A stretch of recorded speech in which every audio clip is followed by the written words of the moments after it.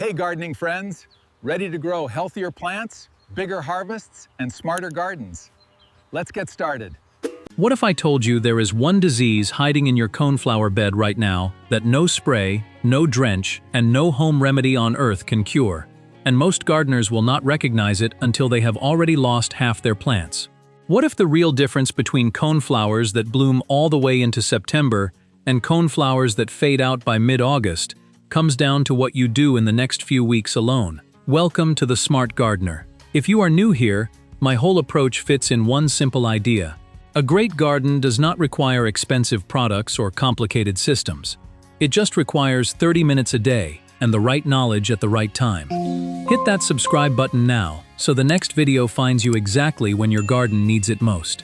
July is the single most important month in your coneflower's entire year, and today I am walking you through every task you need, step by step. Every one of them fits inside your daily 30-minute walk.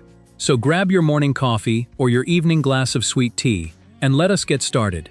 Let us start with the task that takes about 5 minutes a day but changes everything, and that is deadheading. Now almost every gardener knows you should remove spent blooms, but here is where most people get it wrong. They snip right below the faded cone and walk away feeling productive. The problem is that cut leaves behind a headless stem doing absolutely nothing. No bud, no branch, no future flower. Just a bare stick poking up like an antenna while the plant wastes energy keeping it alive. The better way costs you maybe 5 extra seconds per bloom. Follow that spent stem downward with your eyes until you spot the next side bud or branching point, a small swelling, or a tiny developing flower tucked right where a leaf meets the stem. Make your cut at a 45-degree angle, about a 1/4 inch above that point. And always sanitize your pruners with rubbing alcohol before you begin to prevent spreading disease from plant to plant. Start deadheading as soon as the outer petals begin curling inward. Do not wait until the whole flower turns brown and crispy. But here is the balance. As July rolls along, deliberately leave the largest and strongest seed heads standing on each mature plant. Those become a natural bird feeder that goldfinches will hang from all winter long. Now, while you are out there making cuts, spend another 3 to 4 minutes checking your water situation, and let the soil tell you what to do instead of the calendar. An established coneflower can push roots down as deep as 5 feet, tapping moisture far underground that a dusty surface gives no hint of. Before you water a mature plant, push a screwdriver or your finger 6 to 8 inches down into the soil. If it feels cool and moist at that depth, walk away, because that plant needs nothing, no matter how dry the top looks. If it is dry all the way down, give it a long, slow, deep soak, and then leave it alone until that deep layer dries again. A first-season coneflower plays by completely different rules because its roots are still trapped in that original nursery root ball. Water new plantings daily for the first week, then every 2 to 3 days for the first 4 to 6 weeks, until those roots spread out.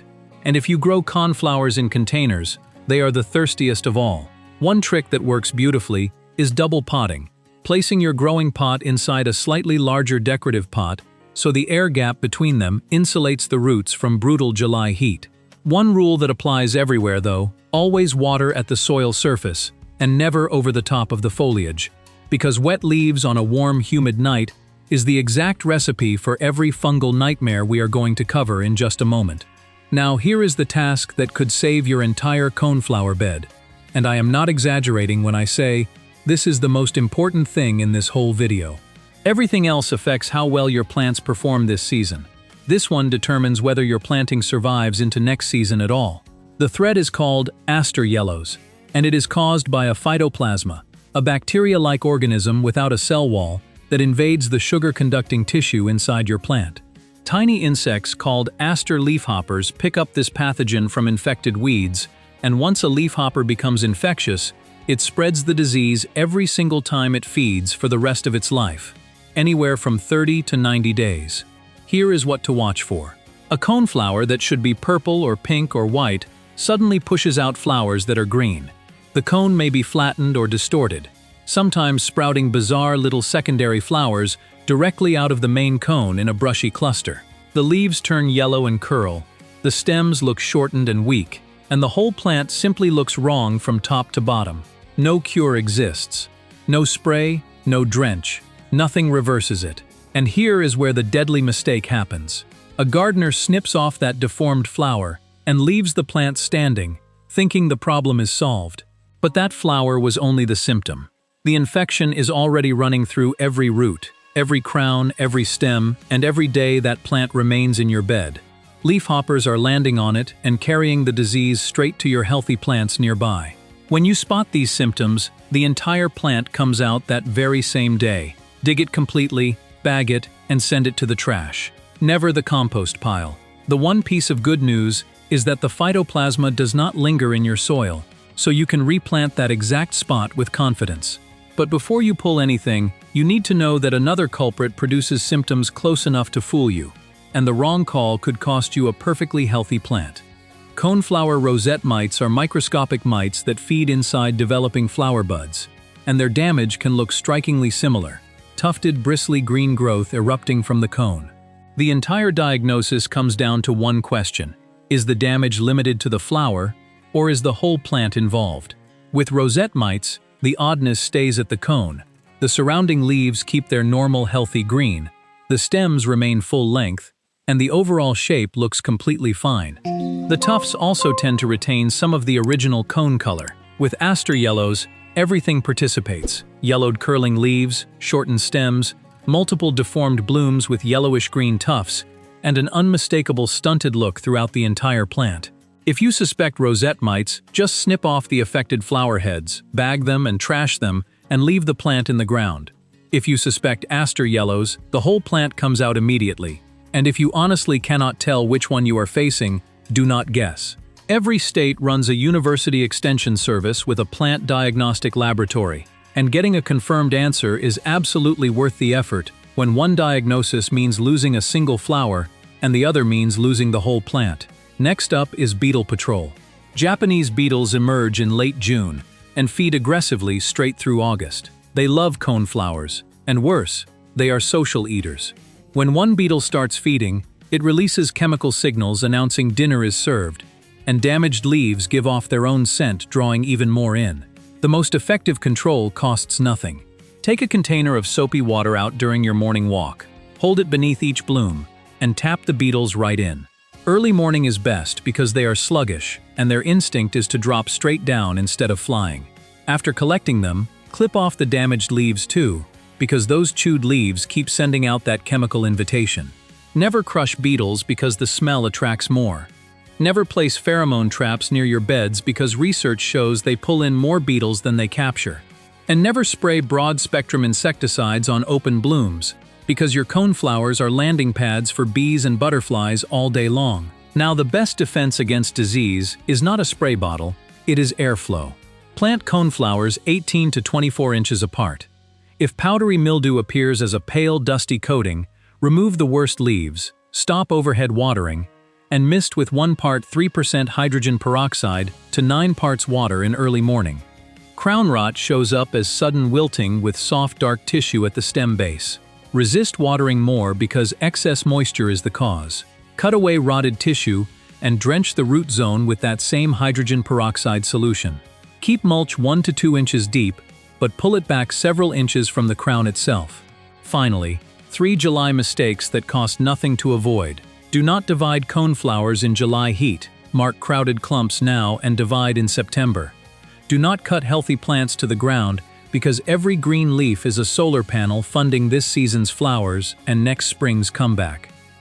And do not fertilize a struggling plant without diagnosing the real problem first. A weak coneflower in July might be drought-stressed, overcrowded, or showing early disease. And high nitrogen fertilizer just produces soft, floppy growth, while the actual problem carries on. Now here is a bonus tip that most coneflower videos never mention, and it can transform your bed from a simple planting into a pollinator paradise. The right companion plants make your coneflowers healthier and your garden more beautiful at the same time.